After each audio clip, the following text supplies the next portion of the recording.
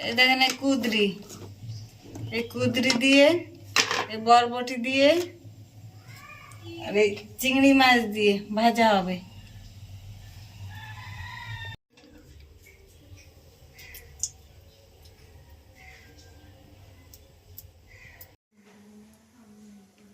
কুদরি ভাজার জন্য কুদরি আর বরবটি চিংড়ি মাছ দিয়ে ভাজা করবো।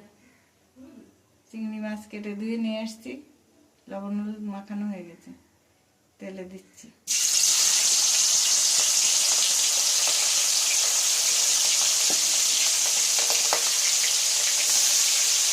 এতে দিয়ে দেবো এটা পেঁয়াজ কুচি।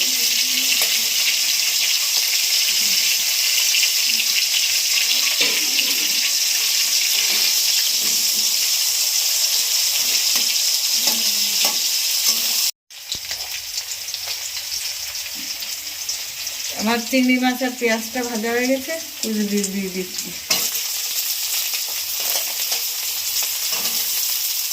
তিনটে কাঁচা লঙ্কাও দিচ্ছি, লবণ দিচ্ছি।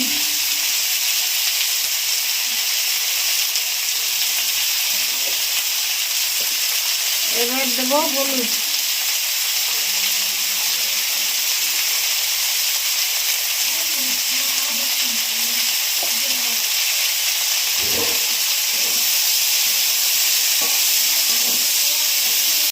এই যে আমার কুদরি ভাজা হয়ে গেছে, নামিয়ে নিচ্ছি।